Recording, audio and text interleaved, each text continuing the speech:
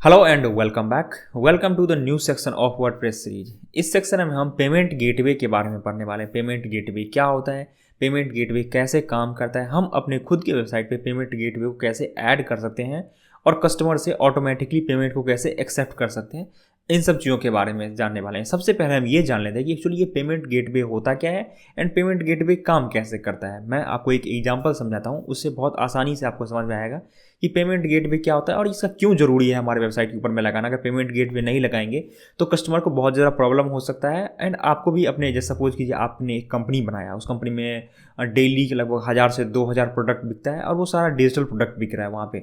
तो क्या हर बार आप बैठ के मैनुअली वेरीफाई करेंगे कि किस कस्टमर ने पेमेंट किया, किसका पेमेंट आया, किसका पेमेंट फेल हो गया? इन सब चीज़ों को तो आप मैनुअली वेरीफाई नहीं करोगे। अगर आप मैनुअली वेरीफाई करोगे तो आपका बहुत ज़्यादा वर्क फोर्स लग जाएगा। तो इन सब चीज़ों के हर्डल से बचने के लिए हम पेमेंट गेटवे का यूज़ करते हैं। अब मैं आसान शब्दों में कुछ एग्जांपल से आपको समझाना चाहूँगा कि पेमेंट गेटवे क्या होता है एंड ये कैसे काम करता है। एंड एक वेबसाइट ओनर के लिए या फिर अगर ऑनलाइन आप कुछ चीज़ सेल करना चाहते हैं तो उसके लिए पेमेंट गेटवे बहुत ज़्यादा जरूरी होता है।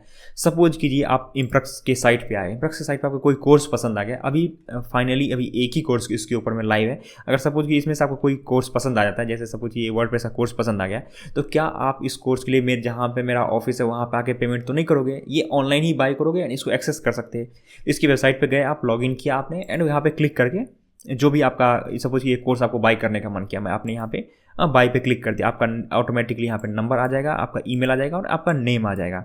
एंड कितना दिन के लिए आप प्लान को सिलेक्ट करोगे, ये प्लान का जो भी डिस्क्रिप्शन वगैरह होगा, इसमें क्या क्या चीज़ मिलने वाला है, वो सब चीज़ यहाँ पे आपको दिख जाएगा। उसके जस्ट बाद आपको यहाँ पे सिक्योर पे क्लिक करेंगे, ऑटोमेटिकली जो भी पेमेंट गेटवे ऐड होगा। पेमेंट गेटवे क्या होता है इससे पहले मैं आपको बता देता हूँ कि काम कैसे करता है, अच्छे तरीके से आपको समझ में आ जाएगा। एंड यहाँ पे बहुत सारा अलग अलग चीज़ों से पेमेंट आप कर सकते हैं। जैसे सपोज ये यूपीआई पेटीएम से कर सकते हैं, क्यूआर कोड हो गया, कोई भी जो भी आपका डेबिट कार्ड हो गया, क्रेडिट कार्ड हो गया, नेट बैंकिंग, वॉलेट, इससे जहाँ ही आप यहाँ पे पेमेंट करेंगे ऑटोमेटिकली क्या होगा, यहाँ पे पेमेंट आपका कट जाएगा एंड ये जो कोर्स है इसका एक्सेस आपको मिल जाएगा। सपोज कीजिए आपका पेमेंट फेल हो गया, किसी कारणवश नहीं गया, तो आपको ये पेमेंट का जो ये कोर्स का एक्सेस है वो आपको नहीं मिलेगा।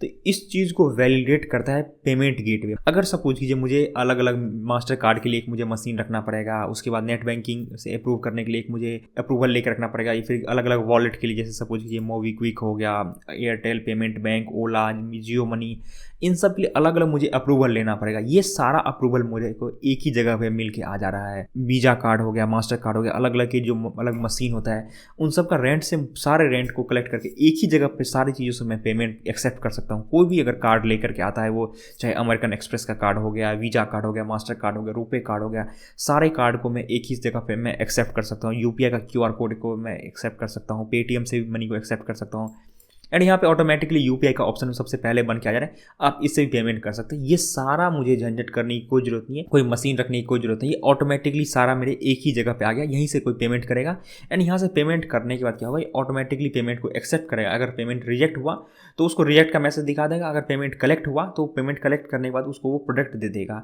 जैसे सपोज कीजिए आप एक वेबसाइट के ऊपर में गए, वहाँ पे जैसे सपोज कि आप कस्टमर हैं, ठीक, कस्टमर आप गए दुकान के ऊपर में, आपने यहाँ पे सामान को परचेज किया, जो आपके बगल में ऑफलाइन स्टोर है वहाँ पे क्या सिस्टम चलता है कि हम कस्टमर गए दुकान पे, वहाँ आपने कुछ सामान को परचेज किया और वहाँ पे आपने बिल किया, तो या तो आपको बिल दिखाना पड़ता है या फिर जो छोटा सा स्मार्ट स्पीकर रहता है वो बोलता है कि आपने 350 रुपये आपको एक्सेप्ट हुआ। जो दुकानदार होता है वो वेरीफाई कर लेता है कि हाँ मुझे ये पैसा मिल गया। लेकिन जब आप ऑनलाइन वेबसाइट बनाते हो, वहाँ पर अगर चीज़ें सेल कर दो तो आप बैठ के मैनुअली वेरीफाई नहीं करोगे कि कौन से कस्टमर ने पेमेंट को वेरीफाई किया और किसने प्रॉब्लम आ गया। तो वहाँ पे आता है payment gateway and payment gateway के पास बहुत सारा पेमेंट एक्सेप्ट करने का ऑप्शन होता है। वहाँ पे UPI, credit card, debit card, net banking, जो भी आपके पास, यहाँ पे आप देख सकते हैं काफ़ी सारा यहाँ पे ऑप्शन आ जाता है।